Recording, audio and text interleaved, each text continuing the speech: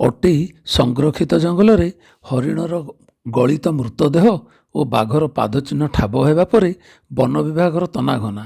ଜଙ୍ଗଲରେ ଲାଗିଲା trap camera. Keonjhar Patna ରେଞ୍ଜର ବଣମୋହୁଲଡ଼ିଆ ଗାଁ ନିକଟ ଅଟେଇ ସଂରକ୍ଷିତ ଜଙ୍ଗଲ ଭିତରେ ଏକ ହରିଣର ଗଳିତ ମୃତଦେହ ମିଳିବା ସହ ବାଘର ପାଦଚିହ୍ନ ଦେଖିବା ପରେ ବନ ବିଭାଗ ପକ୍ଷରୁ ତନାଘନା ଆରମ୍ଭ ହୋଇଛି। ବନ୍ୟଜୀବୀ ବିଜ୍ଞାନୀ ଘଟଣାସ୍ଥଳରେ ପହଞ୍ଚି ବାଘର ଗତିବିଧି ଉପରେ ନଜର ରଖିବା ପାଇଁ ଜଙ୍ଗଲ ଭିତରେ ଟ୍ରାପ୍ କ୍ୟାମେରା ଲଗାଇଛନ୍ତି। ବନ ବିଭାଗର ପାରା ଷ୍ଟାଫ୍ ପେଟ୍ରୋଲିଂ କରୁଥିବା ସମୟରେ ଜଙ୍ଗଲ ଭିତରେ ଏକ ହରିଣର ଗଳିତ ମୃତଦେହ ଦେଖିବାକୁ ପାଇଥିଲେ।